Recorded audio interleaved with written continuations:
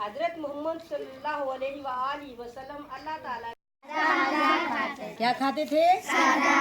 खाने में क्या होता था?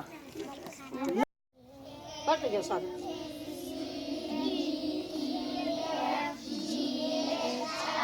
ये लिए एप्पल सेब जो भी लिखना आता है, जो भी आता है आप लिखो, जल्दी जल्दी करो।